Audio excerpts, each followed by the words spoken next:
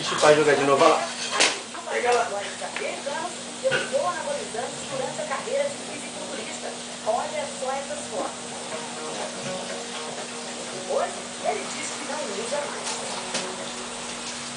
Essa é uma discussão também aqui no estúdio do Olímpia.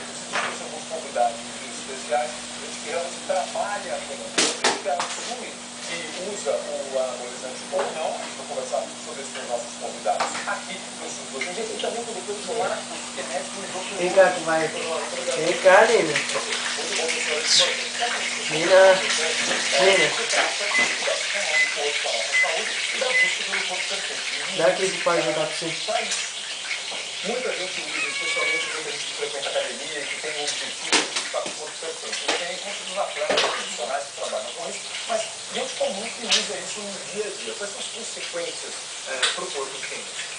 Depende de quem você é, né? Porque a mesma substância faz efeitos diferentes no nosso corpo. Na saúde, de modo geral, dois órgãos sofrem mais com o uso crônico de anabolizante, que é o fígado. Dá para colocar junto, tá?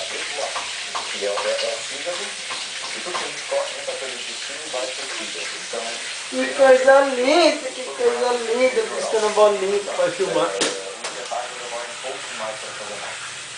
Mas eu estou falando que você pode usar, sei lá, uma semana, 10 dias. Ah, meu Deus do céu, não sei se eu tenho um cachorro, se eu tenho um gato. Se eu tenho um gato disfarçado de cachorro, um cachorro disfarçado de gato. Aqui embaixo, tá? Há uma alteração do músculo cardíaco.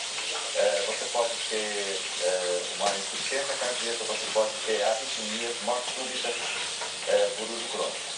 E secundariamente, você tem uma alteração de colesterol por causa do uso de anabolizantes, que pode subir as artérias coronárias do coração, e você pode impactar. Cheguei, vou parar de filmar. Judiando já.